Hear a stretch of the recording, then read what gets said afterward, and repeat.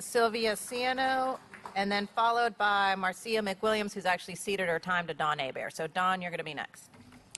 Good afternoon, and thank you for the opportunity to speak to the Utility Committee. We have been dealing with the issue of the Entergy gas proposal for about 3 to 4 years. When we first found out about it, it was they did not come to the community. We went to them, and we heard that they were building this structure. And we wanted to be in on the conversation so we could understand what impacts this would have directly on our community. We were very concerned, especially with things going in the direction of smart energy, being concerned about the environment, not wanting to replace what was there that was of no use anymore, and putting something in place that would be advantageous for the community moving forward in the quality of air, water, and land. So we, through our research, and we did quite a lot of it, and we brought in a lot of different people to help us to understand the pros and cons of this particular project. We were not assured that this would not have a negative impact on our quality of life in terms of the possible carcinogens in the environment. And that's not to say that you will have it, but there's a possibility. There is a causal relationship.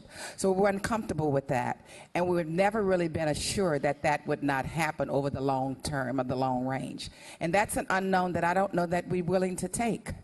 Because if you know that there's something you can do to prevent cancer, then you don't do it.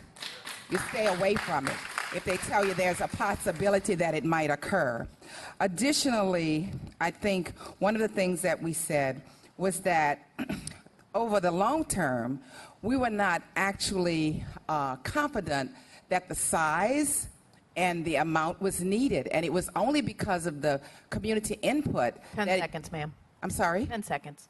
Okay, that it went from a 226 megawatt to I think it's 210 or something like a megawatt. 128, I'm sorry, half as much. But the cost to do it is not half as much. That's your time. Thank you, Ms. Sylvia. Okay. Don Hebert? I asked Are you ceding your time?